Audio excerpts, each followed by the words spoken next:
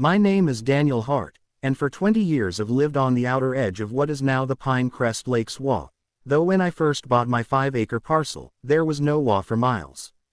Just pine forest, deep sandy soil, and old ranch land dotted with shallow sinkholes.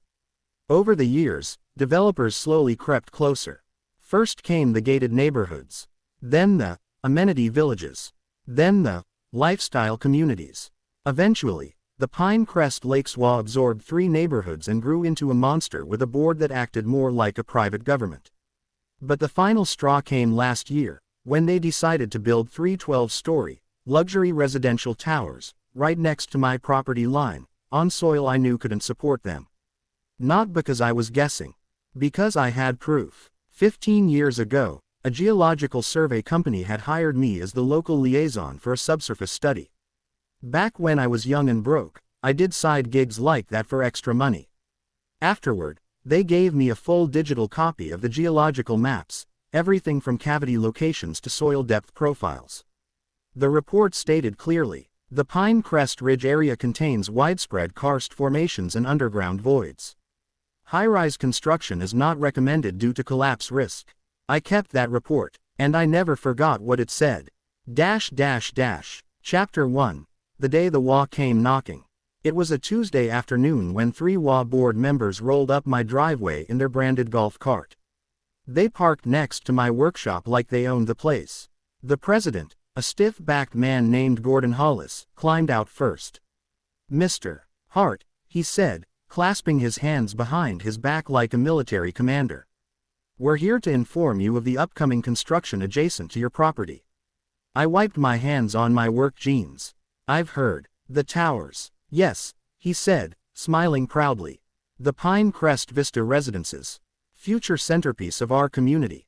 Behind him, board member Linda Weaver, the local Karen-in-chief, gave me a tight smile.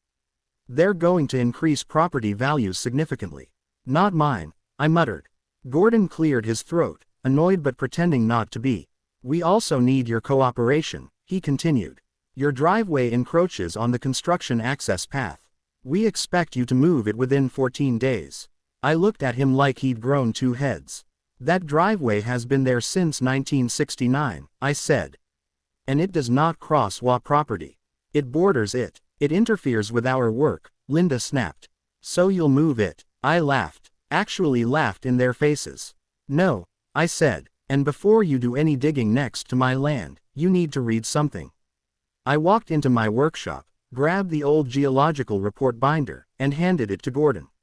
"You build high-rises on that soil, you're asking for catastrophe." They didn't take it well. Linda snatched the binder out of Gordon's hands. "What is this? Fearmongering." "It's a geological report," I said. "With test pit data, ground-penetrating radar maps, and cavity diagrams." Gordon flipped a few pages, skimmed one, then snapped it shut. "We have our own engineers, Mr. Hart, certified professionals, and they've approved the site." I raised an eyebrow. Did they actually study subsurface karst formations?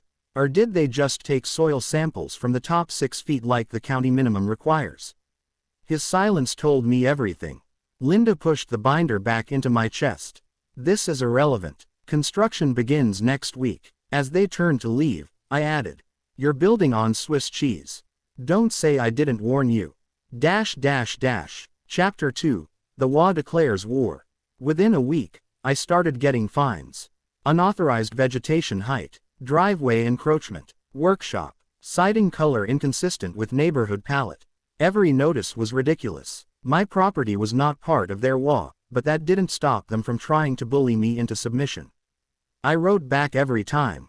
"Not part of HOA, cease harassment." They ignored me. In fact, they escalated. 2 men from the HOA's contracted security company stood outside my gate one morning, arms crossed. "You're interfering with construction," one barked. "Move your vehicles." "My what?" He pointed to my truck, parked fully on my land. "That truck is too close to our fence line. It violates safety perimeter rules."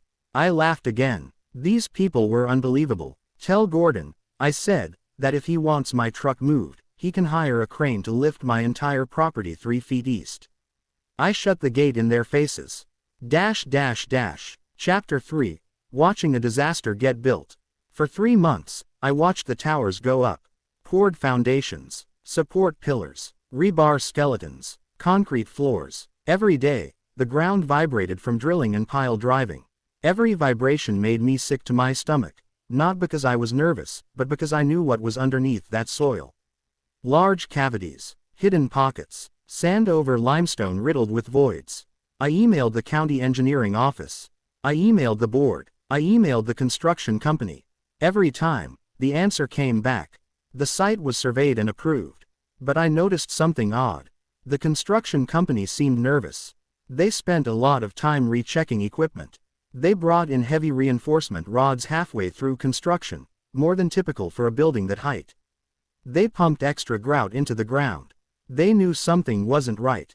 But the HOA kept pushing them to finish fast. Because they had already pre-sold 68 luxury units. Chapter 4. The night everything went wrong. It was early September, during the rainy season. 3 straight days of downpour turned the ground into soup. My yard held up fine. My land sits on a ridge. But the construction zone, massive puddles formed at the base of the towers. I saw workers pumping water non-stop. The grout around the supports started cracking. On the 4th evening, I heard it. A deep thump. Then another. Like the earth itself was shifting. I stepped onto my porch. The towers stood tall, but the ground around them looked wrong. Not flat, not level. Here we go, I whispered. Around midnight, thunder rolled in again. Rain hammered down so hard I could barely see across my yard. Lightning flashed, briefly illuminating the towers. That's when I saw it. The middle tower was no longer straight. It was leaning, not much, but enough. Enough to know the ground beneath it was giving way. I grabbed my phone and hit record. If the HOA ignored science, maybe they'd listen to video evidence. Chapter 5. The collapse begins. At 2:13 a.m., I heard a low rumble. A sound like distant thunder, but deeper. Wrong. More like a huge stone rolling through the earth. The ground vibrated under my feet. Then the middle tower shifted again, further this time. 20 workers were on site that night, pouring concrete and doing interior prep. Their lights flickered across the skeleton floors. Shouts echoed through the rain. The tower gave a slow, groaning creak. Then a horrifying crack. The foundation slab split like a cookie. Half the tower dropped nearly 2 feet in one violent motion. Workers sprinted down the scaffolding stairs, some jumping from platforms. Alarms screamed. Emergency lights flickered red. The rightmost tower started sinking next. The sandy soil liquefied under it, classic subsidence behavior. Lightning flashed again, revealing the towers sinking unevenly into the earth as if the ground were swallowing them whole. I filmed everything, every second. Chapter 6. The HOA board shows up. At 3 a.m., the HOA board arrived in a panic, still in pajamas, carrying umbrellas, shouting at construction workers. I walked over to the fence line. Gordon spotted me through the rain. "This is your fault," he screamed. "My fault," I shouted back. "I told you this land couldn't support this kind of construction. You interfered with our survey approvals." "No, Gordon, you ignored a geological report that literally stated this would happen." He stomped up to the fence, rain drenching his expensive bathrobe. "This is sabotage." "Sabotage," I laughed. "By who?" "Gravity." Behind him, the middle tower groaned again. A horrifying metal scream echoed as rebar tore inside the sinking concrete. The structure listed another few degrees. Construction workers scrambled away, screaming for everyone to clear the area. The tower swayed. Then it happened. The entire central portion collapsed downward into a newly formed sinkhole, floors pancaking one after another in a deafening cascade. The other 2 towers followed, sliding, tilting, and finally crumbling like wet sandcastles. Gordon fell to his knees in the mud, stunned silent. Linda wept hysterically. Their $1 million centerpiece project. Gone in minutes. Chapter 7. The investigation. 2 days later, the county and state geologists showed up. News crews, engineers, reporters. My video footage went viral within hours. The HOA board tried to blame the construction company, the soil testing lab, the architect, me, But investigators found the truth quickly. The soil testing firm had submitted a preliminary report with significant concerns. Their final report was never delivered because the HOA pressured the developer to push forward to avoid delays in sales. County officials discovered the HOA had submitted altered site documents with missing pages in the engineering packet. The HOA was cooked. The developer sued the HOA. The buyers sued the HOA. The county fined the HOA millions. Insurance refused to pay due to negligence. And the best part, the HOA board members were personally liable because they'd taken actions outside their legal authority. Chapter 8. The Aftermath. A month later, Gordon and 2 other board members quietly resigned and vanished from the neighborhood. Linda stayed, mostly because she couldn't afford to move. Her house got slapped with special HOA assessments so large they nearly equaled her mortgage. The HOA, desperate to restore its reputation, built a privacy barrier fence along my entire property line, at their own cost, so new buyers wouldn't associate my land with their disaster. They never tried to find me again. Never tried to harass me. Never knocked on my door. In fact, they avoided me like the plague. Epilogue. The new sign by the road.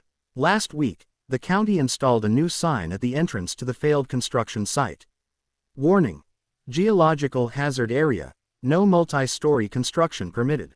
Underneath, in smaller letters. Report provided by resident consultant, Daniel Hart. I didn't ask for the credit. But I'll take it. Sometimes, revenge doesn't require sabotage. Sometimes, all it takes is the truth. And gravity.